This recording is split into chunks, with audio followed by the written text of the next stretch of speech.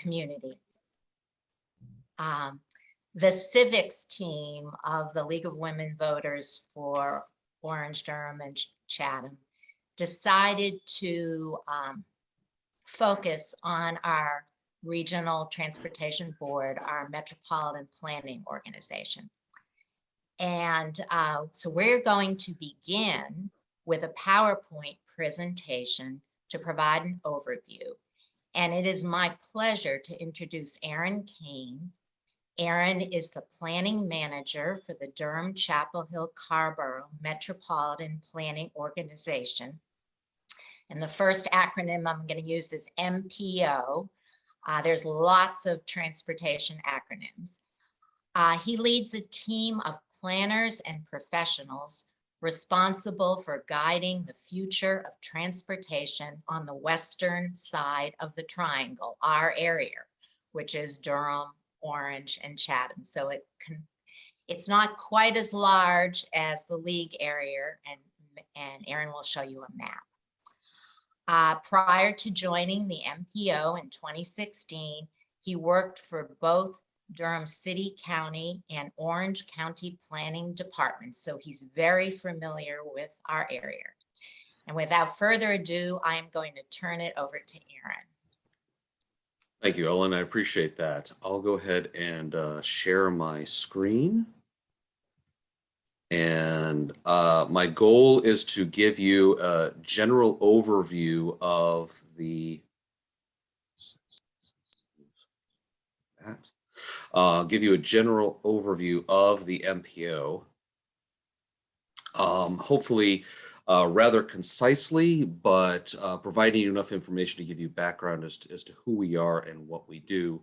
I cannot see you all, so if you have any questions during the presentation, please do not hesitate to speak up and ask, and I'll be happy to address them. So there we go. So what is the DCHCMP? And as Ellen mentioned, yes, we love acronyms in transportation, and I will do my best to not use them too often and explain them if I do use them. But what we basically do in the Durham-Chapel Hill-Carrboro Metropolitan Planning Organization is do long-range transportation planning for our area. And you're seeing a map there of, we are all of Durham County. We are, I'd say a little more than half of Orange County, including the towns of Chapel Hill, Carrboro, and Hillsborough. And we are in a bit of northeastern Chatham County. We have a federal mandate. We exist because of federal legislation passed in the late 1960s saying that there shall be metropolitan planning organizations to do this transportation planning because, you know, our lives do not end at magical lines on a map, right? You know, we don't contain ourselves solely within Durham, solely within Orange, or solely within Chatham. We live our lives in this entire region, and our transportation network should reflect the needs of the entire region and the needs that our citizens have to get from one place to another. We are managed by a policy board of local elected officials from all of the jurisdictions here, including Go Triangle, our regional transit agency, and a representative from the North Carolina State Board of Transportation. So why do we see an MPO? Why do we need an MPO? Again, federal legislation passed several decades ago recognized a need for a regional effort for our transportation planning and our transportation infrastructure. And we're really based in what's called the 3C planning process, that everything we do be comprehensive, inclusive of all modes, and inclusive of the needs of all of our jurisdictions, that it be cooperative, that our jurisdictions work together to come up with the best transportation network possible, and that our work be continuing. We're not just, you know, building something that's going to be there for a short time. We're building something and we're planning for things that are going to last long into the future. The federal legislation also requires that all what are called urbanized areas of greater than 50,000 population, basically think any city or any town with greater 50,000 population has to be part of an MPO. So you saw the quick outline of our MPO boundary. Just want to make sure it's a little bit more clear about what exactly our boundary has to be and what it doesn't. The light purple areas that you're seeing are urbanized areas. They meet census definitions of being urban. And then the darker purple areas are our boundaries outside of that core area. Our boundary has to be the light purple urbanized area, but we're allowed to expand that kind of to areas of future growth, areas that we expect people to move into in the next 20 years or so. We are expecting any time soon, in the next 2 to 3 months, to get new boundaries based on the 2020 census, and that'll be a significant process that we'll have to go through to see how we might want to change as our area is growing. We only expect our boundaries to grow as well. And this is just a quick slide to tell you that, it's not just us. We are one of 19 MPOs across the state, going from as large as the dark green, number 4 you see is Charlotte, to the yellow, number 11, that's the capital area MPO for Raleigh. We have a number of them across the state, and any of those areas that are not in an MPO are what's called an RPO, a rural planning organization. The big difference between an RPO and a rural MPO, we have a lot of the same purposes of doing comprehensive, continuous planning for our transportation needs, but MPOs get money from the federal government to do some of this planning and even to do some of the infrastructure work for our transportation network that RPOs do not. As I mentioned before, we have a board of elected officials that you have a couple of them here with you. You have 3 of them here with you tonight. We have 2 from the city of Durham and 1 from all of the other jurisdictions that we have, including our counties and our municipalities. As I mentioned before, we have Go Triangle as a voting member and the North Carolina Board of Transportation as a voting member. In support of the board, we have a technical committee, and this is staff from all of those member jurisdictions. So every jurisdiction that has a board member also has at least 1 staff member on our technical committee that reviews and provides guidance and is able to communicate to the MPO staff the desires of their board members. In addition to that, though, we also have a number of partner agencies that are voting members of our technical committee, but don't have voting representation on the board, such as UNC Duke and North Carolina Central, the Federal Highway Administration, NCDOT, and so forth. We do have a staff at the MPO, fully staffed. We have 10.5 folks here at the MPO to carry out the directives of the board. We develop plans, we run transportation models, we do grants management, and all those types of things. And I'll get into a little bit more detail about what those plans are. So we have a number set of major plans, and I like to use this concentric ring model to kind of explain what all those are. And our most broad plan that we do is what's called a Comprehensive Transportation Plan, or a CTP. This is a state requirement. This is not a federal requirement, but the state government a few years ago decided that we needed to do a comprehensive transportation plan. And the idea of this is basically, whatever transportation needs that we think we're going to have in the next 30 years or even more, we can put into our comprehensive transportation plan. It's really kind of a thought and visioning process. And that is not just for roads. We're talking about public transit facilities, sidewalks, bike lanes, maybe even freight rail, anything we can think of with transportation, we can put in the comprehensive transportation plan. So think of that as the big umbrella of most everything that we think we're going to need over the next few years. Now, make a subset of that, the Metropolitan Transportation Plan, or MTP. We need to do this every 4 years. It looks out at a shorter time horizon, about 20 to 25 years or so. Back in February, our board just approved the 2050 MTP. So that's how far we're looking at with the MTP. It is federally mandated, where it's the main purpose of the MPO from the eyes of the federal government is to create this metropolitan transportation plan for us every 4 years. Some jurisdictions have to do it every 5 years. We're under requirements to do it every 4 right now. The main other difference between the MTP and the CTP is that the MTP is fiscally constrained. We have to go through a process of projecting how much federal money we think is going to be available, how much state money is going to be available, how much local money might be contributed. We have to come up with those financial projections and then make some decisions as to which of the projects in the CTP we can actually afford to do between now and the end of the plan. And we have to put those into decade buckets. So all the projects we're going to do by 2030, projects we're going to do from 2031 to 2040, and from 2041 to 2050. There are some state rules. The state legislature back in 2013 adopted some rules about how we actually get those projects in the MTP funded. So we have a general budget in the MTP, and we think, okay, this is about the amount of money we're going to get, but we don't know for sure that that money is going to be available.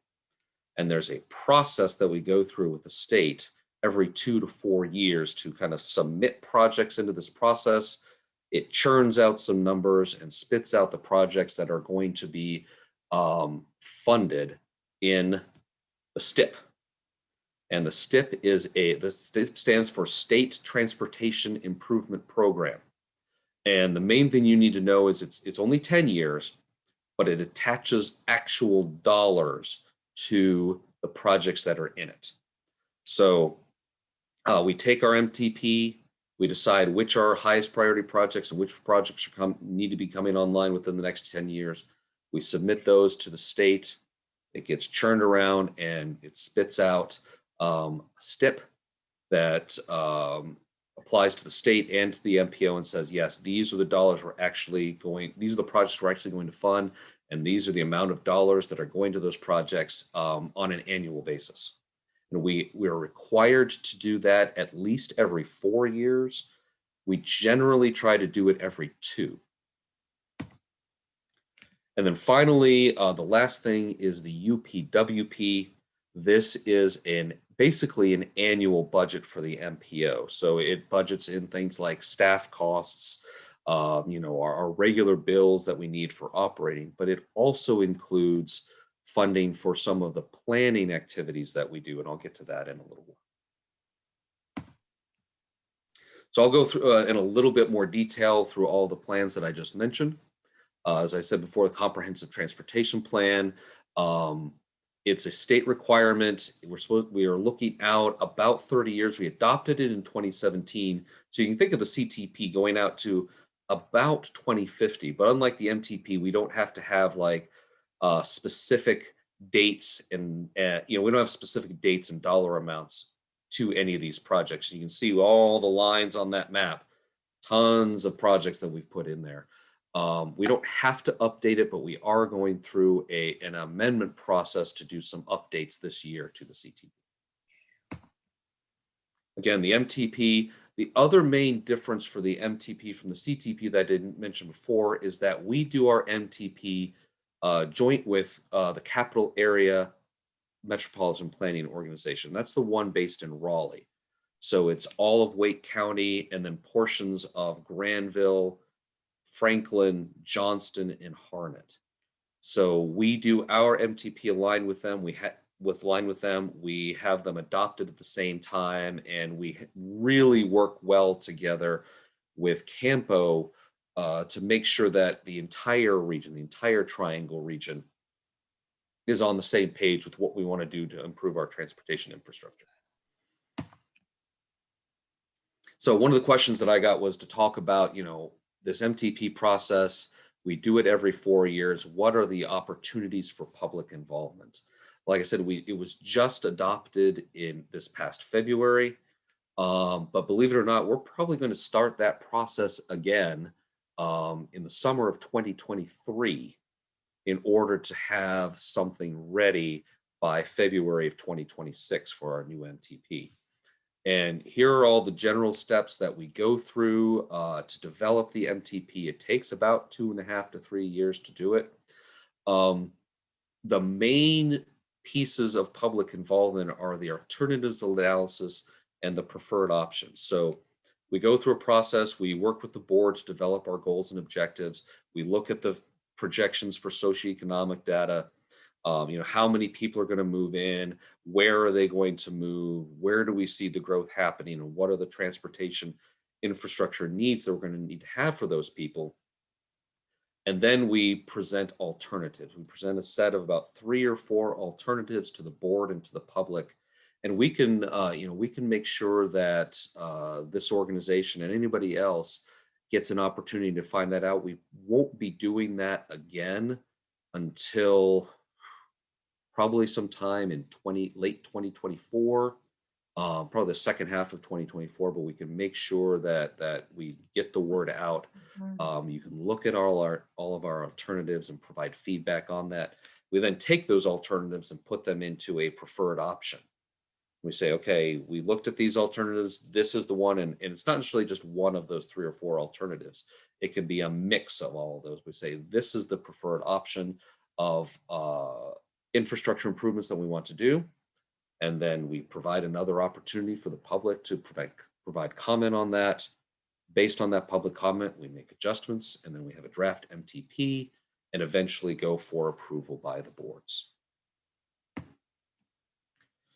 And just to give you an idea as to how our board has changed our direction a bit between 2045 and MTP and 2050, I think this is a good slide to demonstrate that. You can see in blue the percentage of our spending in our MTP that was going to each of these different modes. You can see in blue in 2045 and in orange in 2050. You can see a big shift to especially bicycle and pedestrian projects in the 2050 MTP, and a bigger focus on roadway maintenance and operations rather than building new roads or widening roads like we had previously. So a big shift in philosophy from our board moving forward.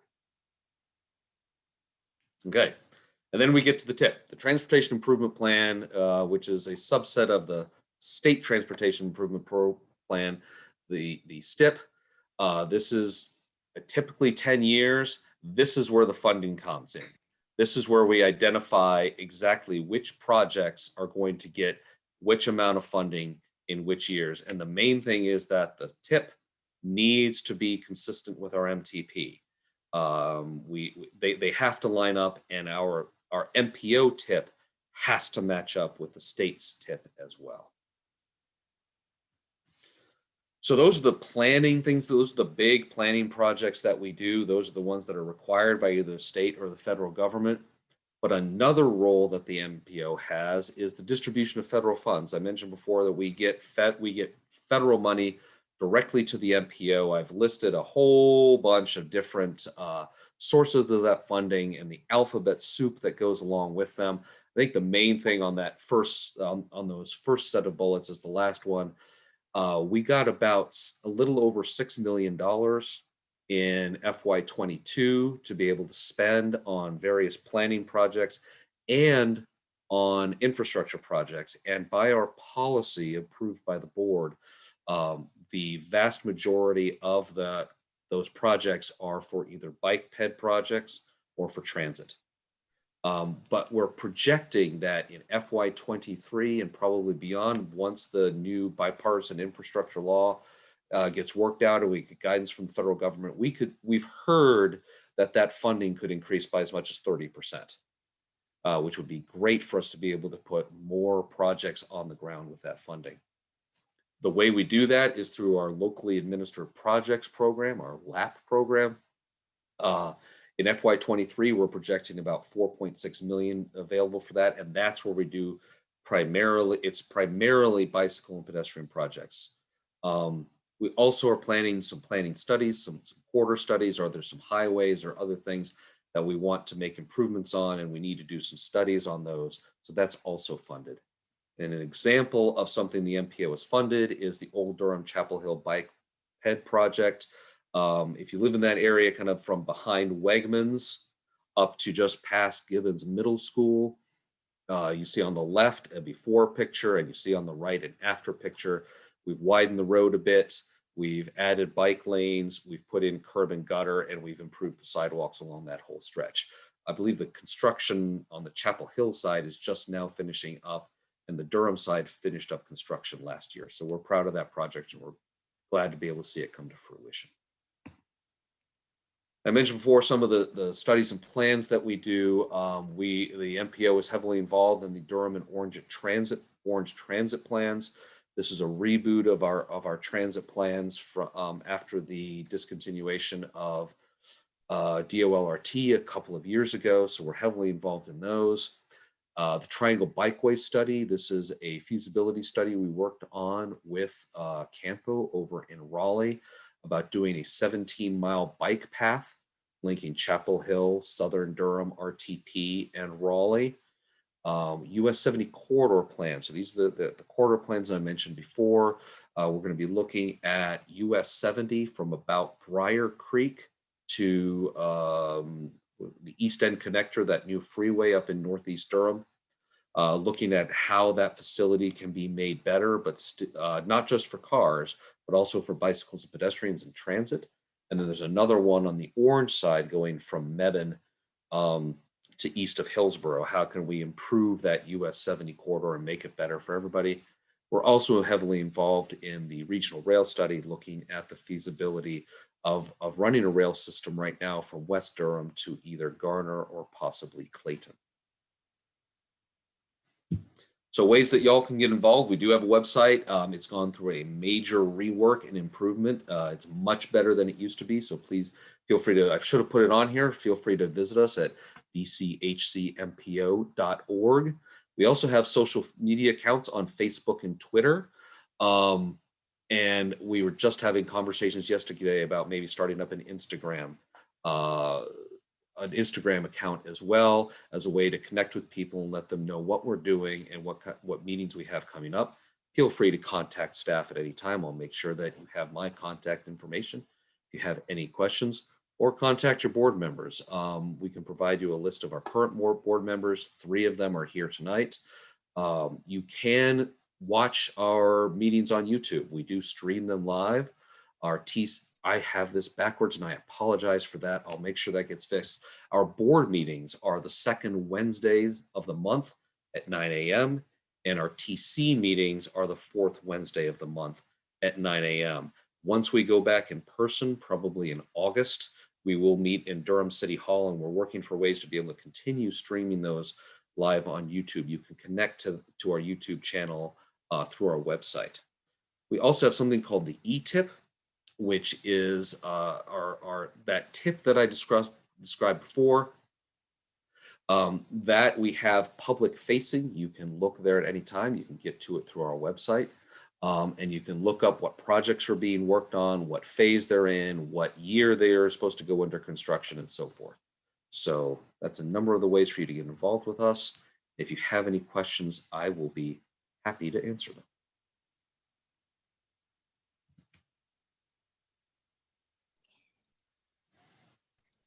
Thank you so much, Aaron. That presentation was excellent. Really, really good. I have not seen any questions in the chat. Does anyone have a question that they want to ask Aaron directly? You can unmute yourself if you have a question. Well, I guess you did such a good, clear job, Aaron, that everyone understands there. Or maybe Janie has a question. I have a quick question, Ellen, for Aaron. When you mentioned that the funds are being diverted to more of the bike path and that other area, could you just briefly touch on that? What does that area include? Oh, our funds go primarily to sidewalks, bike lanes, or some sort of protected bike lanes, greenways, or transit. So it could be for transit planning purposes.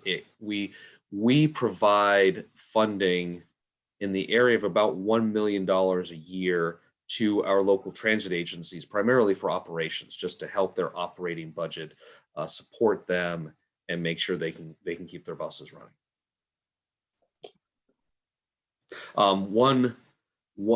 In terms of transit capital projects, one thing we also have helped out is purchase of buses. So we've provided funding to help build buses. There's also a project that's supposed to begin in about 2 years to upgrade the transit stops at UNC Hospital. Turn that more into a more of a transfer center, better shelters, pullouts and all that. So we're helping provide funds for that as well. So those are some examples. Aaron, I saw a question from Benita Green. She asked about the provision of sidewalks in the more rural areas. Is there any plan to enhance walkability? In rural areas, that's going to be very difficult. DOT, I mean, the main issue is not necessarily the construction of the sidewalks, which does get more expensive in areas where you don't have curb and gutter. If you have to build a swale outside of the road in order to capture the stormwater runoff, the sidewalks have to be set outside the swale, and that just requires a lot more land and therefore a lot more money. So if you don't have a storm sewer system, it makes it pretty expensive to do that to begin with, to build them. But the other issue is maintenance. NCDOT's policies right now basically have them they will not maintain sidewalks outside of cities, outside of city jurisdictions. So that falls on the counties. And as all our county commissioners know, counties generally do not budget and are not simply equipped. They don't have the equipment, they don't have the staff, they don't have the personnel to do that maintenance. So that's where a lot of the rub comes in with putting sidewalks into our rural areas.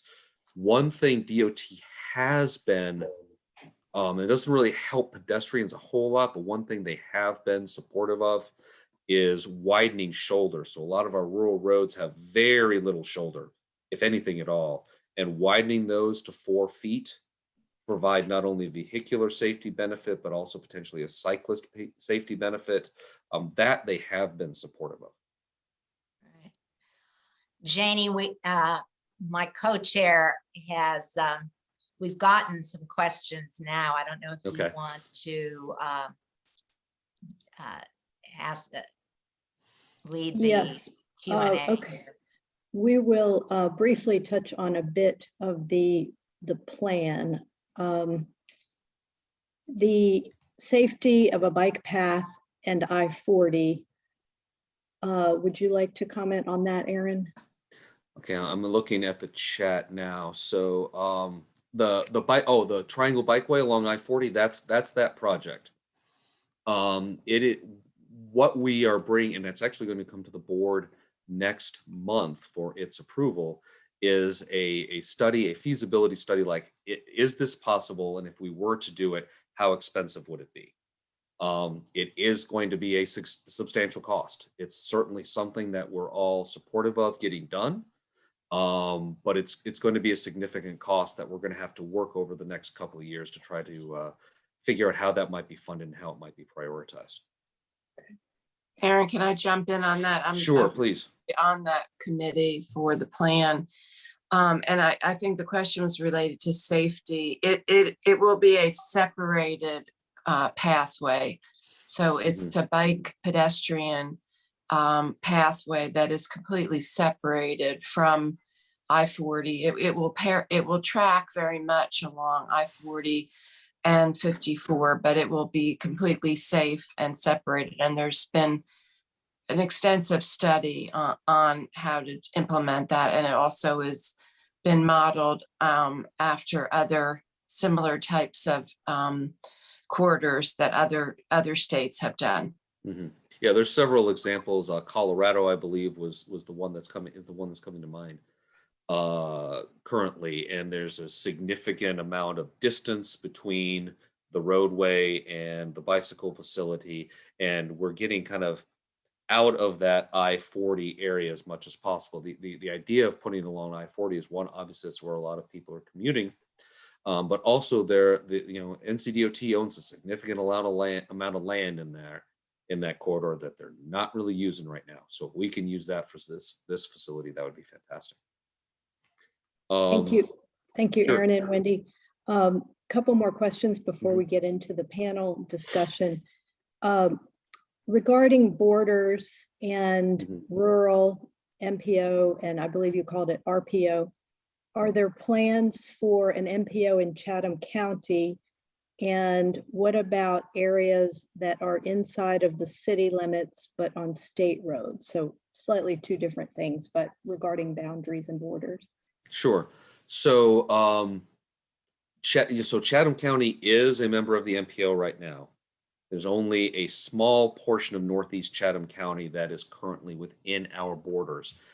I expect that will expand based on the urbanized area that comes out of the Census Bureau in the next 3 months or so. I think the question is, will that urbanized area, and it's a whole formula based on housing density per square mile and all that, is a very technical way that they determine it. There's not really a subjective part of the conversation as to what our urbanized area is going to be. And the question is whether Pittsboro is going to end up being in that urbanized area. And there's rules about, if you have a town that's close to another town, there's only a certain amount of distance that can be there. And my guess is that Pittsboro will not be in the urbanized area. That is a conversation we can have with the board and about whether or not it makes sense to have a conversation with Pittsboro about their interest in joining the MPO. I have not had any conversation with anybody in Pittsboro about that, so I would have no idea. But I couldn't imagine that we would expand beyond Pittsboro. The rest of Chatham County is just much too rural at this time for that to make sense. But the rest of Chatham County is currently in the Triangle Area RPO, which includes the rest of Chatham County, all of Lee County, all of Moore County, I believe, and the portions of Orange County that are not in the MPO. So they get to, I talked about that prioritization. They have a CTP for their jurisdiction. They submit projects to get funded. So they do a lot of the same things we do. The main thing is they just don't get the amount of federal funding that we get. Perhaps, I'm just wondering if perhaps, Aaron, you could answer the other questions in writing in the chat, because we probably should proceed on at this point to the to the discussion with the elected officials. Okay. Thank you so much again. That was excellent. Thank you. Now it is my special pleasure to introduce 3 long-serving local elected officials who actually were my colleagues when I was on the MPO board. Jenn Weaver is serving her 2nd term as mayor of Hillsborough. Prior to running for mayor, she served on the town board for 6 years. Jenn has served on the MPO board for 6 years and is the current chair. Karen Howard has served on the Chatham Board of County Commissioners since 2014 and is the current board chair. She has been on the MPO board since 2017 and is the current vice chair. And then Wendy Jacobs has served on the Durham Board of County Commissioners since 2012 and is currently vice chair of that board. She has served on the MPO board, we think, for about 10 years and is the past chair of the MPO board. So we have a lot of experience on this panel. And we are going to, without further ado, get to some questions. I want each one of you, and I'm going to start with Jenn, who serves as the current chair, to talk about why you think MPOs are important. I've given them some strict time limits, so it won't be a lengthy answers, but want to give them all a chance to respond. Thank you, Ellen. I will try to keep it brief. Generally speaking, MPOs are important because transportation is so important to any individual or community's ability to really thrive. Just that mobility, whether it's getting to and from a job, time spent getting to and from the places that you need to, shop or do things with your kids. All of those things are just so important to our ability to, I'll just stick with thrive and also quality of life. So it's very important because it's also tied to affordability. And so how you approach transportation planning can really influence the affordability of a given community, which is one of the challenges we are facing now, because for many years, this region kind of just not all out, but there's sprawl that I think we would take back if we could. And so now we're dealing with our dependence on roads makes it harder to kind of do the other stuff and go in a different direction. So to have the MPO, as you saw through Aaron's presentation, to have this centralized regional body that is funneling and making, using the decision trees and all of that stuff with all of the funding streams that come from the state and come from the feds. It's just really important to have that centrally planned in some fashion, because you can imagine if each jurisdiction we're doing that on our own, if the money was just sent to Hillsborough and to Durham and to Chatham County all separately, and we just did our own thing, then that's not going to work for regional connections, because there's so much travel in and out of all of our counties each and every day, people going to and from. And I'll just stop there. Okay, Karen.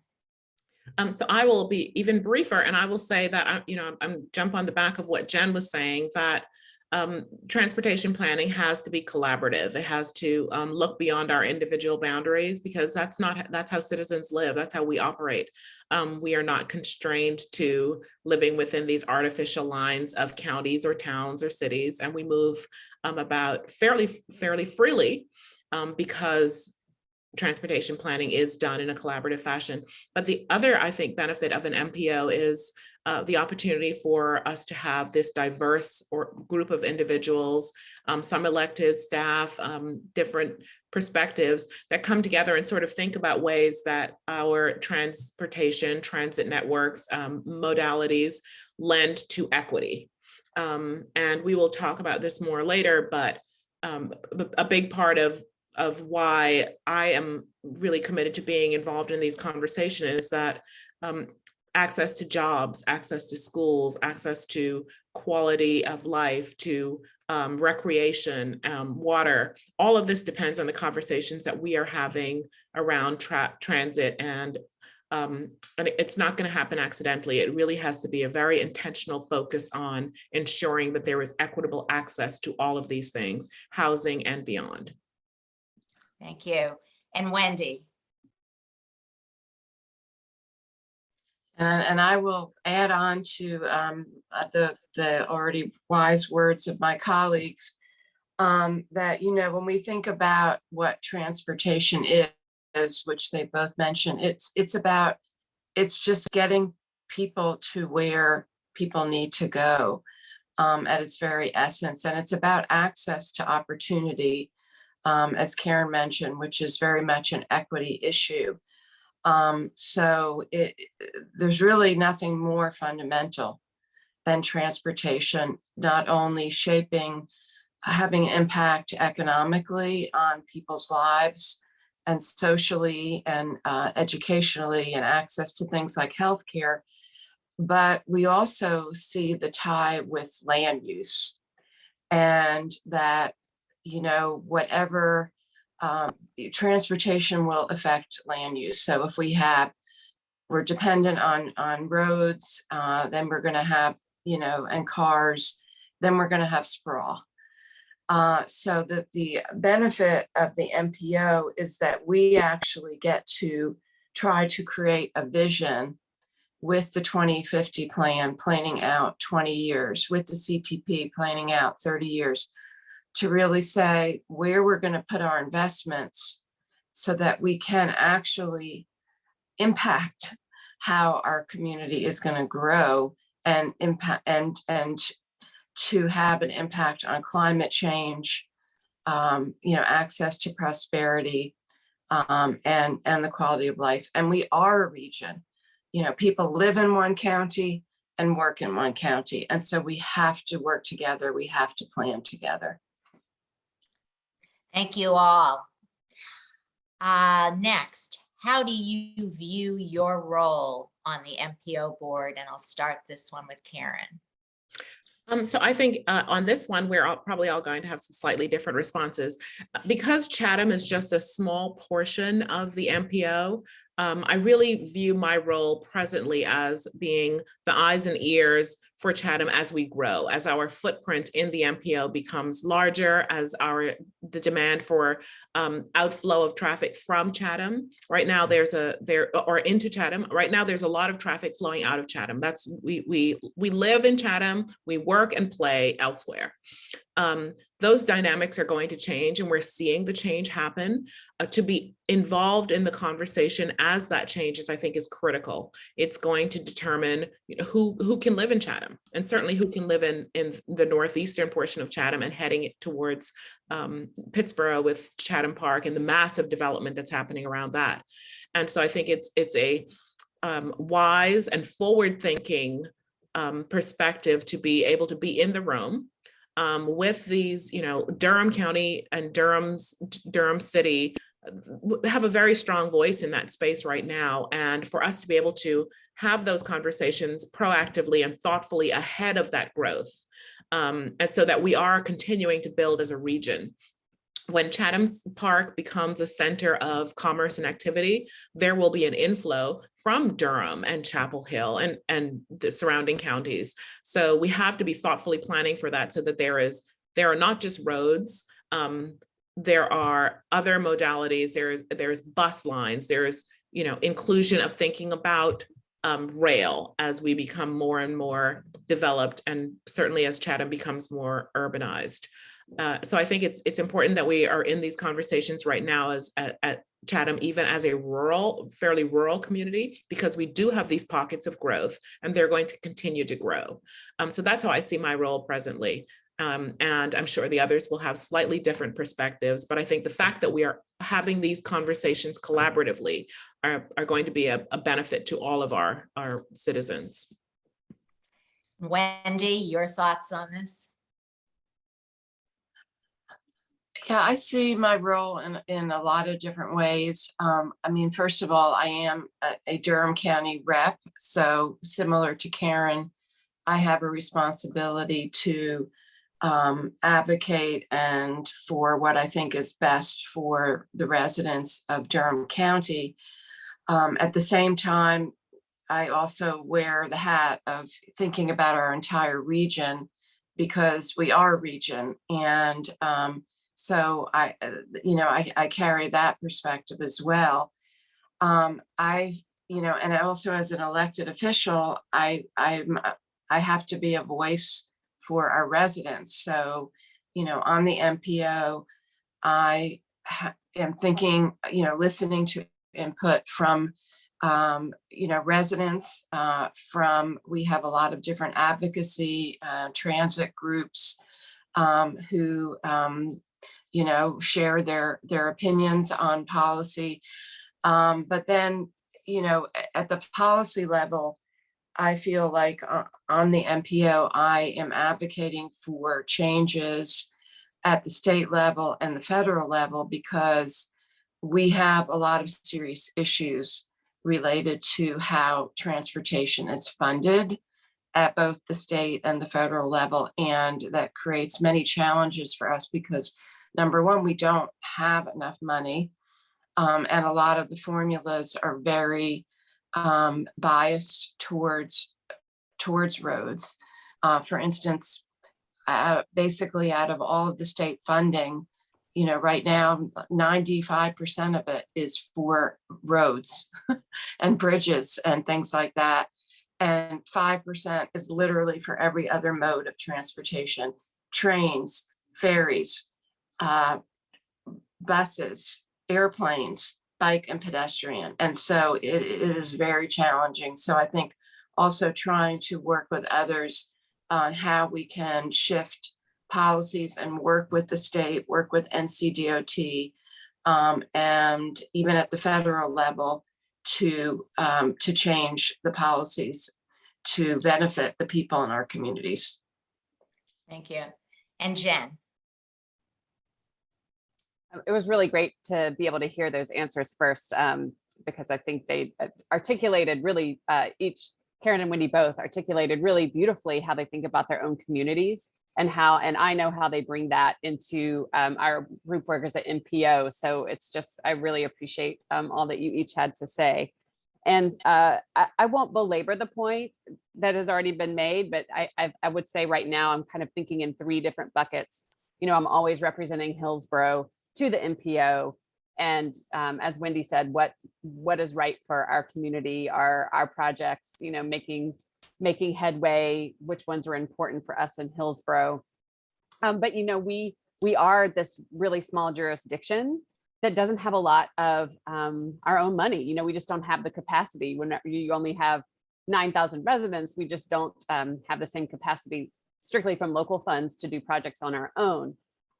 So I also really, the regional piece is very, very important to me as well. I was a big supporter of the light rail, even though folks in Hillsborough would hardly, you know, it didn't come near or by Hillsborough, but I recognize that project, in my view, would have been a really important benefit. It would benefit our whole region and community, even Hillsborough as well. Now in a regional fashion, I'm, you know, a big supporter of commuter rail, because right now it goes, you know, the initial leg will go from Durham to points to the east. We have a train tracks that come right through Hillsborough, and we really want that to be extended our way. We don't have the population to be successful in supporting that now, but transportation is such a long game. Down the line, that will be really important to us. So it's really important to be thinking about our roles in this regional fashion. And then lastly, as chair, from part of it is a pure logistical piece, is that our MPO is very active. Everybody has a lot to say, and just you know, really trying to manage that in an effective way is an important part of being chair. I cannot underline enough what Wendy said about being as involved as possible with advocating for changes at the state. I think I'm most particularly interested in the state level, because those, I think, can make the most profound changes for us and federal level to really build the local system that we want and vision. Okay, next question. And I noticed this from my tenure on the MPO. The Durham-Chapel Hill-Carrboro MPO has traditionally had little conflict in allocating transportation funding among the jurisdiction's projects. Why do you think that is the case? Why do we generally get along quite well? Start out with Wendy. Yeah, I think there are a number of reasons. One is we have policies and formulas that do really govern the process for how funding is allocated. And you saw how complicated all the different funds are, but there are actually adopted policies and formulas for evaluating projects. The second reason, I think, is because we have great staff, and you know, we have a technical review committee, which Aaron referenced, that will meet first, and they will make recommendations. And I think the staffs of all of our different governments work together well. So thanks to all of their expertise. And then lastly, I think because we really have a lot of shared values as a region, I'm really grateful for my fantastic colleagues, you know, on the MPO. And there is a very strong vision between Durham, Orange, and Chatham counties and all the elected officials are on our goals and our values that we're trying to achieve for people in our community. And I think that is really what are, probably three of the fundamental reasons why. Now, not that we don't have our conflicts, we do. But, ultimately, yes. And Jen, you're the one who's chairing right now, so why don't you answer it from your perspective? Well, to be honest, I was going to keep it very simple and say I didn't have a lot to add to what Wendy said. I think that she caught all the high points that I would have mentioned. Great. And Karen? I mean, I'll just add that I think there is a lot of respect in the room, even when, like for Chatham County, when I recognize that, we're kind of the small kid in the classroom right now. But I have no doubt, and there have been a couple of times where Chatham County has needed something to happen and staff has worked collaboratively with others across the region to ensure that things got done. So I feel as though we all know that we are getting a fair share of the pie, even if we're not getting the same size wedge out of the pie. And that as our turn comes and things grow and Chatham becomes more needing of this investment and the support, it will happen. That will scale up too, and that I will have the support of my colleagues in the MPO to help us attain our goals. We are, as an elected official, we can narrow ourselves down to our smallest common denominator, or we can broaden our vision and say, what is it that we have in common? What is it that we are all collaborating, trying to get at? And I think that we do that really well in this group. Great. Okay, so I want to remind everyone that if you have a question, as we were discussing, place it in the chat. We're going to leave some time for Q&A at the end. And I'm going to change it up a little bit now so we can get through the rest of our questions. The first person will be the main responder, and then I will just open it up to the other two if you have something quick to add that you feel it was left out. So the next question will start with Jen, and this question is, this MPO has been a strong advocate for multimodal transportation, transit, walking, and biking, but has been constrained by state guidelines. Wendy referred to those earlier. Please explain and describe your efforts to promote greater flexibility. So I think that Aaron's presentation and some of the comments that Wendy made in the last couple of questions have painted a good picture of some of the roadblocks to really implementing the bike ped vision that we really have in our MPO. And something I want to mention about that is that our MPO, the members of it, really think about bike ped as such a critical way of getting places, this mobility question that is just as important as transit or vehicular. And I think that it's hard to get out of that mindset, because I think many people really think of bike ped as a recreational asset only. And so I think that that's just not how we think about it. And that's why we are fighting so hard for greater flexibility. So one big success that we had, Aaron mentioned in his presentation that we do work well with Campo, the capital area MPO. And we meet with them a couple of times a year. And several years ago, we came up with a list of legislative priorities. And one of those involved the state DOT's Complete Streets program.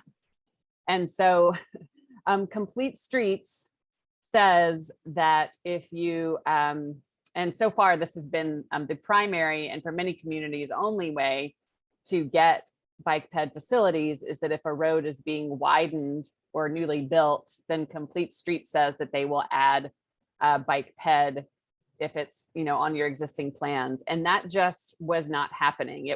That was kind of siloed off somewhere as saying that was something that DOT did, but it just wasn't happening. And we really pressed harder on that, mainly because the local match was often so high that it was insurmountable for many communities.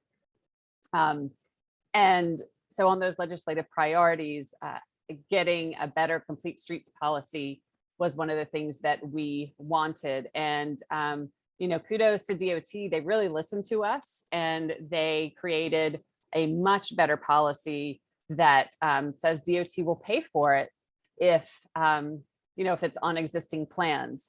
Now we're in this, when it's getting to implementation, we're in this kind of interesting space because it turns out that everybody really wants those facilities in their communities. And so it's, I think that the price tag was a little bit of sticker shock to DOT. And so how that's really going to work in communities is still, we're working out the kinks there, but it's definitely better than it was before. And so it's a massive improvement.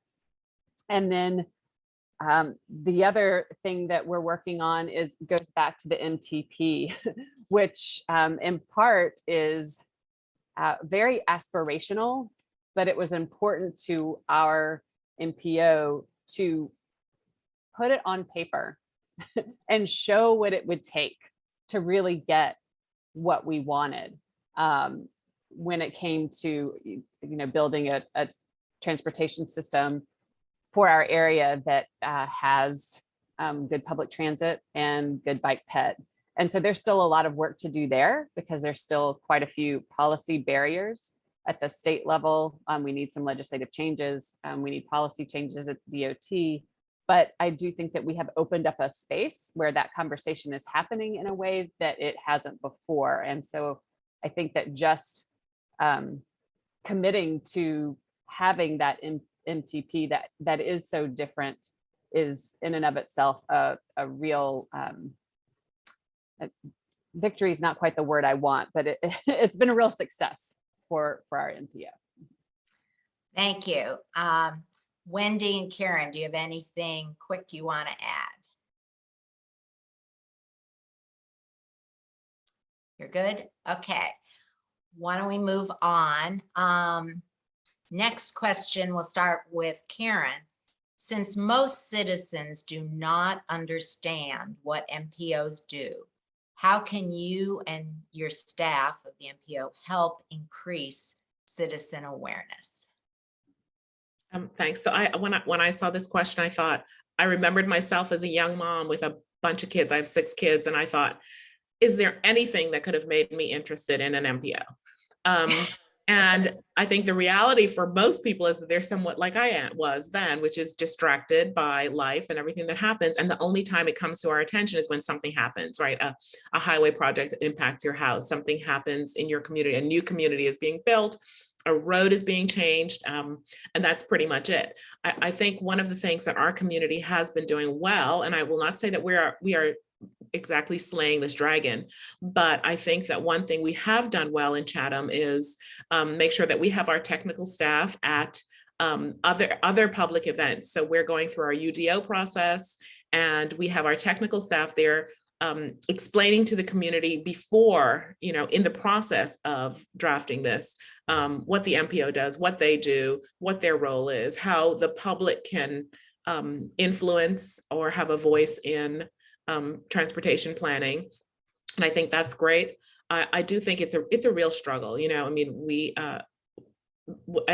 at the board level, at even the MPO level and the county commissioner level, we hear from people when something impacts them negatively. And I think there is certainly some room for elevating what the MPO does and the importance of it. But I think it's sort of trapped in that space of, I notice it when something is not working. I love that our meetings are live streamed now. I think that the fact that people can access them, that they're recorded, is a benefit. I'm hoping that I can get better answers from my colleagues on the MPO about how to better engage the general public. But I think for the most part, people are interested, and or their attention is drawn when there is something that impacts them directly. And I'm not sure I think that's a bad thing, but I think when we do have these captive audiences, when people do come to us, that's a great time to share as much information as we can, perhaps simplify some of the language so that a person who's coming to talk about, I did hear, we had a parent a couple of months ago, or maybe it might've been a year, it's COVID, so I don't know, time doesn't mean anything to me anymore, but come and talk about the fact that her child couldn't walk to school, even though it's just a few blocks away. And so having that kind of conversation and having that mom in the room to hear what our limitations were, my hope is that she will then go into the community and share the challenges of local electeds, of people on the MPO in trying to change policy so that the next housing community that's built is more thoughtfully built and incorporated into the community. So I don't know that that's a great answer. I think that's just the sort of the reality, and hopefully someone else has something better to give you. Thank you. Jen and Wendy, do you have anything you want to add? Well, I would just say, I think, Karen is, absolutely right that first of all, it's hard for us to understand a lot of this stuff. I mean, honestly, the transportation planning is, in my view, is the most complicated thing that I do as a county commissioner. And so, to wrap your head around, all of the different acronyms and plans and how they all fit together and all that, it is so confusing and complicated. So, then how do we even make that accessible? But I think, we have, I know our staff has really tried to be a part, for instance, with, we've been using an engagement, ambassador engagement strategy where we're really being more intentional about going out and going to communities and, people who are often left out of the plans and the conversations, and people who are really impacted, like transit riders. So I think being more intentional, and which we're just starting to do. And then when we have plans, they always have to go out for a public hearing. That, that's part of the federal process, is you always have to have we have public hearings all the time. And so, those are opportunities to, I think for us to think about not just getting the same small numbers of people or no comments, when we do surveys. I think with social media, we have opportunities as well. COVID has been hard. COVID has also made that engagement hard, but I think there's a lot of potential out there. And honestly, we're in the process of hiring a new, it's very exciting, a new executive director of our MPO. And I think this is going to be one of the things that we're probably going to work on with whoever the new person is how to really focus much more on equitable community engagement. Right. And your comments have kind of led to the next question, and you are the lead person on that one, Wendy, which is, what should a citizen who's interested in transportation planning and policy do to become more engaged and impact the decision-making process? And maybe you could, because when our civics team was looking at this issue, and I was doing some browsing around the internet and looking at some best practices in other communities, I noticed that some communities create committees around some major projects. So maybe you could just talk about, because sometimes public hearings just seem so stilted. I mean, what should a citizen do, but what also could the MPO do to help facilitate a citizen getting more engaged. Right. Well, I noticed that Aaron had a great slide at the end about, what can you do to get engaged, which really did cover a lot. I do encourage everyone to look at the website. It is a revamped website and it's really great. And so I think, just kind of spending some time on the website, but, honestly, it's, listening in on a meeting, attending a meeting, paying attention to some of the social media. But I think trying to get engaged when there are opportunities. For instance, we're going to be funding 3 really important plans in the coming year that are tied to the MTP.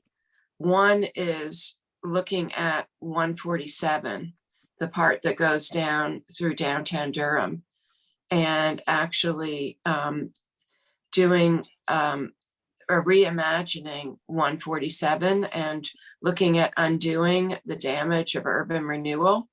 That is going to require so much outreach and so much community engagement. And we're hoping that is our first step to applying for one of the grants in the federal infrastructure bill that's called Reclaiming, Reconnecting Communities, to address the harms of urban renewal. The other big, kind of a really big piece is 70, which is tied into the Connect 2050 plan, which says we're going to look at 70 and also look at modernization instead of just adding lanes to it to make cars go faster. How do we incorporate transit and bike ped and protect the businesses that are along 70 that would get wiped out, just like 147 if we just add lanes. So those are going to be 2 really big projects that we need really robust community engagement around. So I would just say to everybody to please pay attention to those. Good, thank you. Anything to add, Jen and Karen? I was just Not- going to, Okay, very ahead. briefly, I'll just put a link in the chat to the MTP because it's really nice on the website. You don't have to read the whole thing. You can read the executive summary, you can read the vision, and I think those will give you a good idea about what it is we're trying to do. And then you can really nerd out if you want to on the chapters. Okay. And Jen, you're up next to describe an example of a project that was substantially affected by citizen engagement. Because we want our citizens to feel empowered, and I think an example of how they impacted the planning process would be helpful. Well, I'm just going to stay on a theme and go with our latest MTP, which is that it started when we had a first draft and we looked in the out years and we were like, wow, this is really misaligned with what our vision is. And if we realized that if we kept planning under the current constraints, as if those current constraints were going to be the same, in 30 years as they are now, that we were just going to keep baking in the same problems and never manifest what we were looking for. And we had people come and speak at that meeting and encourage us to do something different. And so then, staff was fantastic. We asked them to send us a new draft under, with different assumptions that really helped manifest what we were looking for.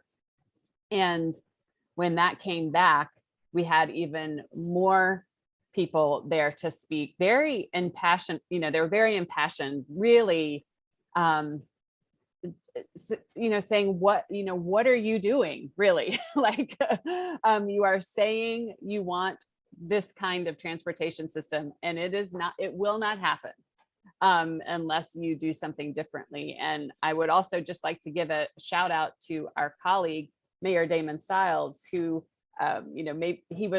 he's always great, but he was one of the first people on the board to speak after all the public comments that we had. And he really took what they said and really drove it home of like that question of, you know, what are we even doing if we're not willing to try something different? If this is, if we want to have this equitable, more climate friendly future in our community. But I think that having those people come and speak on both of those occasions really made a difference in putting a fire in our bellies. And so that we couldn't just be like, oh, dang it, you know, the system we're stuck in is really bad. We said, let's make it look different in the future.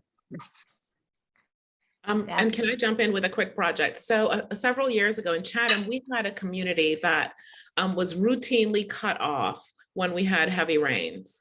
And it was off of Lister Road. It was part of the overflow for Jordan Lake. But over the 20 some years, the residents had changed, and people who bought in on that road didn't even know about the fact that this was part of the plan, that that road would flood, and the only way you could get out was by boat. And several years ago, we had several community members reach out. There was an elderly woman there who lived with her disabled daughter, and some neighbors went out and actually rode her out in order for her to get to the hospital. And we reached out to the MPO, staff worked with Chatham County elected officials. We got buy-in from the MPO to do something about it. And funds were diverted, and we were able to raise that road. And really that was purely people reaching out. I had seen the signs, road closed due to flooding from time to time, but without really ever understanding the impact that it was having on residents. And I had been hearing, well, that was part of the plan. That's the flood zone. That's what's meant to happen to protect homes, et cetera, in other parts of the county, et cetera. And so I was, for me, it was really one of those moments when I thought, this is what citizens can do when something is simply not working for them, to reach out to everybody who is capable of having a voice in there and saying something has to be done. And in this instance, something was done, and it was done quickly. Okay. Jen, do you have anything to add? Okay, we are at 6:46. I only see one new question in the chat. I'm just trying to pace ourselves to be done at 7 promptly. If anyone else has a question, please put it in the chat. I'm gonna do maybe one more question that I planned. We'll see how fast this goes. There was a brief mention of the commuter rail system planning, but I thought people are confused between commuter rail and what was light rail. Wendy, do you want to kick off the discussion just explaining the difference between what was planned previously related to light rail and what the MPO and the region are looking at related to commuter rail? Sure. So the light rail project, first of all, was going to be a project with Orange and Durham County, and it would have gone from North Carolina Central to downtown Durham and Duke, and then on to ending at in Chapel Hill at UNC, Chapel Hill Hospital and University, and really tracking along 15501. And that again was focused on connecting people to jobs and healthcare, but it was creating a whole new corridor, a whole new laying new tracks for the light rail, which the light rail cars are compared to what you might think of as a passenger train, are more lightweight and they're smaller and they have more frequent stops. And so the light rail model is based on, traveling continuously all day and making, many stops.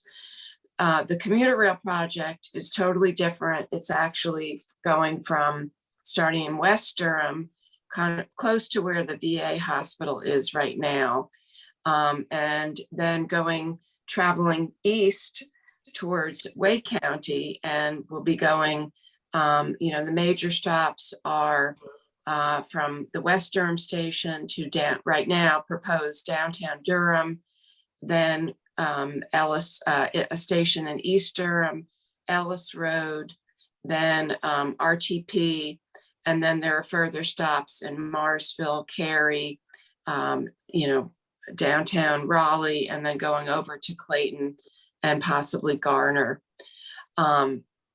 And then that would be the beginning, and then expanding, as Jenn has mentioned, going to Hillsborough and even possibly Mebane.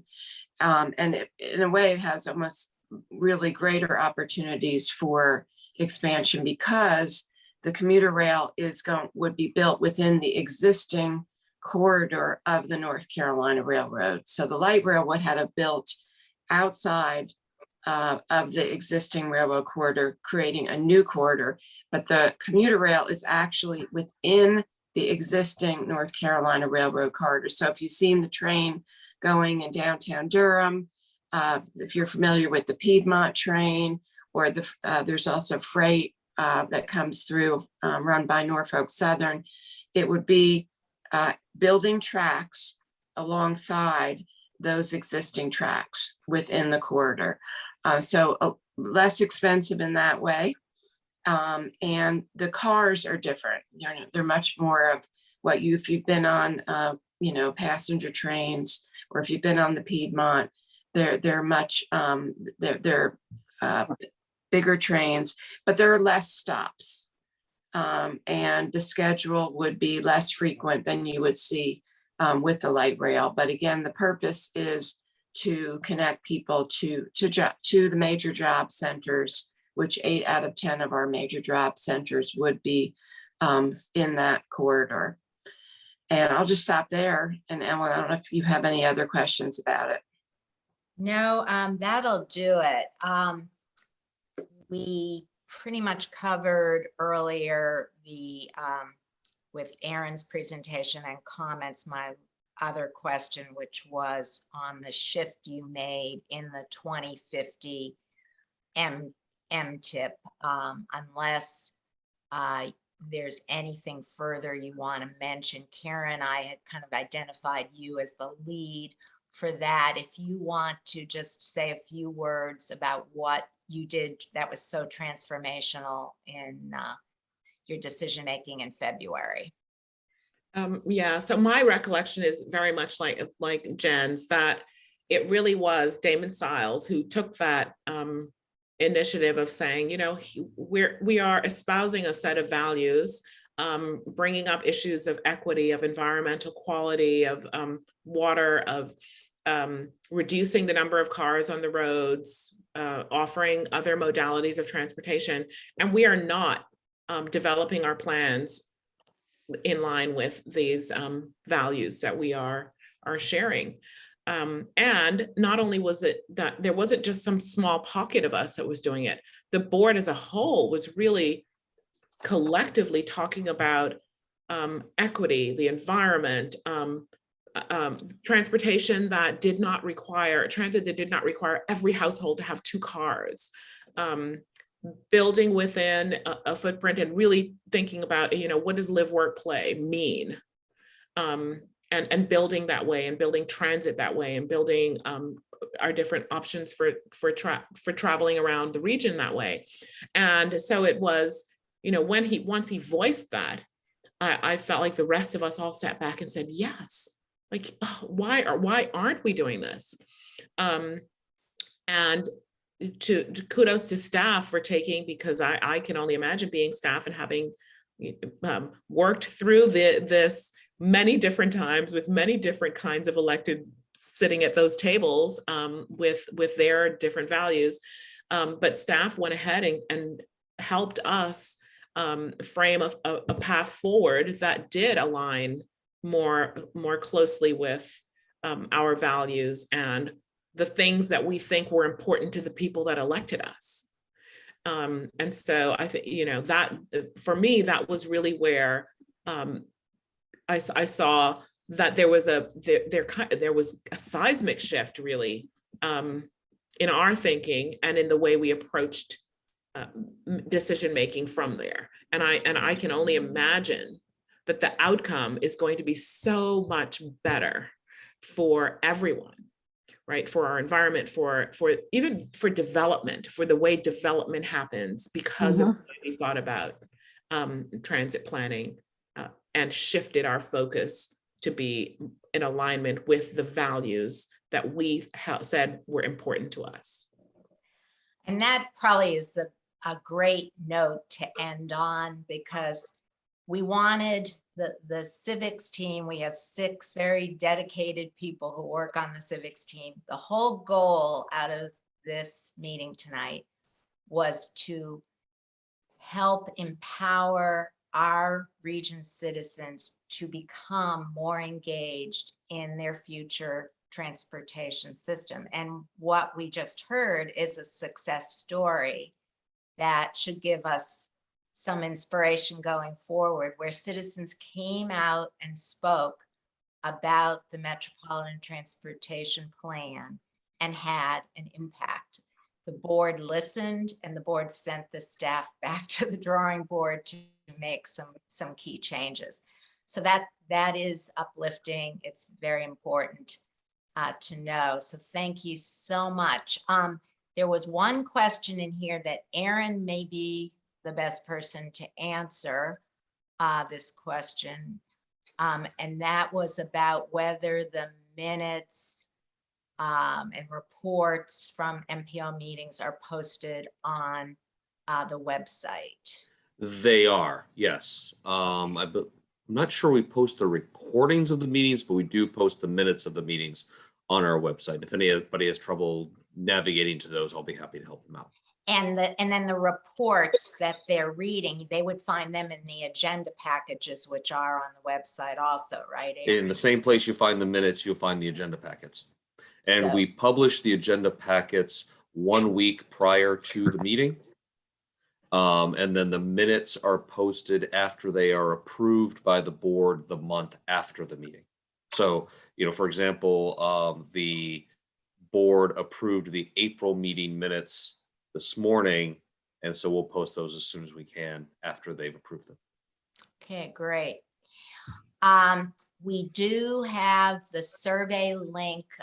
Janie did a great job putting together a short, easy survey. If you would take a minute before you roll off this meeting and go to the link in the survey, we want to use your input to improve our programming. So it would be very helpful if you would do that. So in closing, I just want to thank our panel for your very candid and thoughtful and informative comments. Let's give them all a virtual round of applause. It is very, very good to hear what you had to say, and we've recorded it, and I hope we can get it out to more people later. On behalf of the civics team, we hope that this session has informed you about regional transportation decisions, how they are made, and how you can get more engaged going forward. You can, as you've heard, have an impact if you do your homework and come prepared. And please complete the survey. And on behalf of the team, we thank you very much for attending. And have a great evening. I hope you enjoy your dinner. Thank you very much. Okay, thank you, Appreciate it. Aaron. so Thanks for much. having us. Have a great evening. Thanks, Thank you. everyone. Take care, everybody. Bye. Thank you. Bye-bye. Bye.